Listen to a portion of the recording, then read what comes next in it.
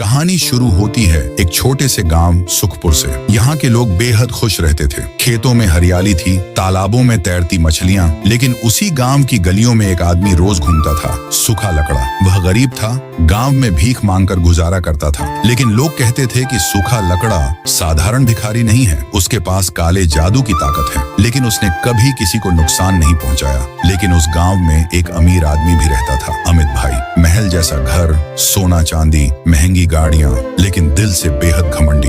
एक दिन सूखा लकड़ा उसके दरवाजे पर पहुंचा, हाथ जोड़कर बोला, मालिक 2 दिन से भूखा हूँ, कुछ रुपए दे दो। अमित गुस्से से बोला, अरे दफा हो जा यहाँ से, मुझे तुम जैसे भिखारी पसंद नहीं। इतना कहकर उसने लकड़ी का डंडा उठाया और सूखा लकड़ा को बेरहमी से पीटने लगा। गांव वाले चुपचाप देखते रहे, किसी ने भी रोकने की हिम्मत नहीं की। सूखा लकड़ा जमीन पर तड़प तड़प कर उसी वक्त मर गया। लेकिन उस रात गांव की हवाओं में कुछ बदल गया। जैसे ही घड़ी ने 12 बजाए, सूखा लकड़ा की आत्मा वापस आई। आंखों में अंगारों की लहर तोड़ रही थी। सूखा लकड़ा ने गुस्से से कहा, जिसने मुझे ठुकराया, जिसने मेरी मौत पर हंसा, अब वो जिंदा नहीं बचेगा। उस रात अमित भाई के घर से चीखों की आवाज सुनाई देने लगी। सुबह लोग देखने गए तो अमित भाई जिंदा नहीं था, उसका शरीर एक सूखे पेड़ में बदल चुका था। इसके बाद गांव में हर रात मौत होने लगी। एक एक करके सारे लोग मरने लगे। हर सुबह किसी न किसी की लाश गांव के बीच सूखे पेड़ के रूप में मिलती। धीरे धीरे पूरा गांव सूखे पेड़ बन चुका था।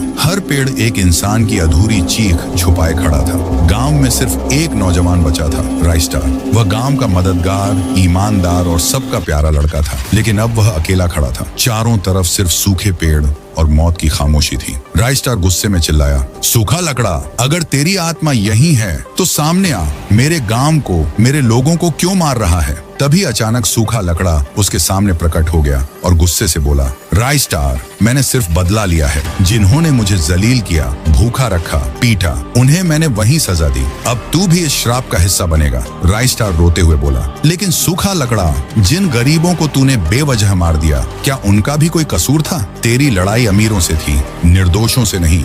अगर तू वास्तव में इंसान था तो ये मौतों का सिलसिला रोक दे। तभी सूखा लकड़ा शांत हो गया और बोला, शायद तू सही कह रहा है, मेरा गुस्सा अंधा हो गया था। अब ये श्राप सिर्फ तू ही खत्म कर सकता है। तुम्हें गांव के बाहर पहाड़ी नगरी में जाना होगा और वहां से एक गुलाब लेकर गांव के बीच वाले सूखे पेड़ पर चढ़ा दो, तभी मेरी आत्मा को मुक्ति मिल सकती है। पर ध्यान रखना राइस्टार, उस गुलाब की रक्षा एक खतरनाक ड्रैगन करता है जो तुम्हें मौत के घाट भी उतार सकता है। राइस्टार ने कहा, गांव को बचाने के लिए मैं किसी भी खतरे से लड़ सकता हूँ। बिना वक्त गवाए राइस्टार पहाड़ी नगरी पहुंचा। वहाँ सच में एक विशाल ड्रैगन था। ड्रैगन ने कहा, चला जा मानव, यहाँ क्यों आया है? राइस्टार ने हाथ जोड़कर कहा, मुझे यहाँ से एक गुलाब ले जाने दो। मेरे गांव को सूखा लकड़ा ने तबाह कर दिया है। उसकी आत्मा को शांति देने के लिए मुझे यहाँ से एक गुलाब चाहिए। ड्रैगन पहले तो गरजा, फिर बोला, ठीक है, ले जा एक गुलाब। राइस्टार गुलाब पेड़ पर चढ़ाया। एक पल में सारे सूखे पेड़ टूटकर राख में बदल गए। गांव पर फैला अंधेरा हट गया। अब गांव पहले की तरह शांत था। लेकिन उस दिन से गांव वाले कभी किसी गरीब को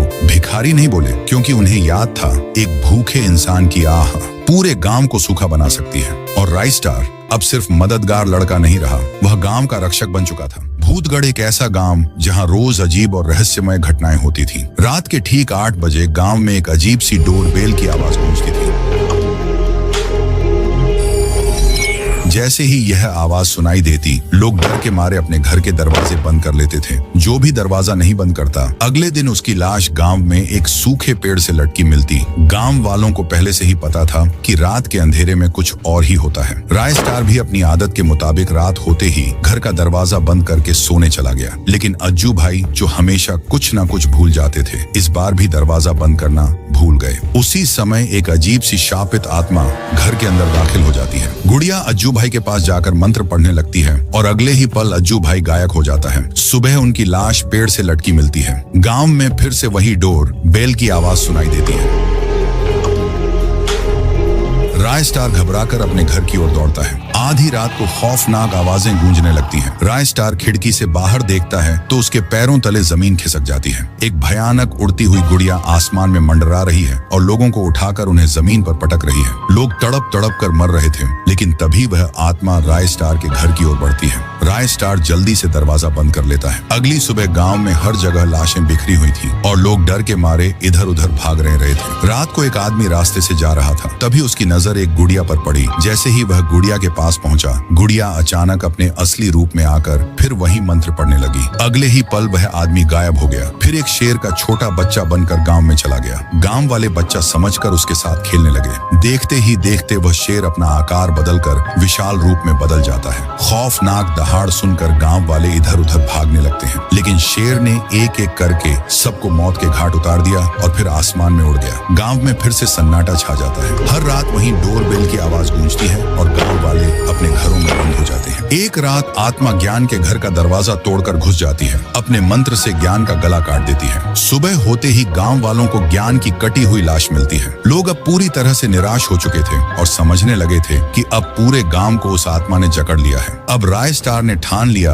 कि वह इस आत्मा को मार कर रहेगा। वह दौड़ते हुए डॉक्टर नील के पास गया। डॉक्टर नील ने उसे एक जादू इंजेक्शन लगाया और अचानक राय स्टार में अद्भुत शक्तियां आ गईं। उसकी आंखों में अजीब चमक थी और उसके कपड़े बदल चुके थे। अब वह उड़ने की ताकत से सीधे गांव के बीचों बीच खड़ा हो गया, जहां वहीं डोरबेल की आवाज फिर से गूंजने लगी। आधी रात होते ही आत्मा आसमान में हवा को चीरती हुई सीधे राय स्टार के पास पहुंची। आत्मा ने उसे मारने की कोशिश की, लेकिन राय स्टार ने हर बार उसे नाकाम कर दिया। राय स्टार चिल्लाते हुए बोला, तूने इस गांव को बहुत सताया है, अब तेरा अंत होगा। और अंत में राय स्टार ने उस आत्मा को एक झटके में सर उड़ा दिया।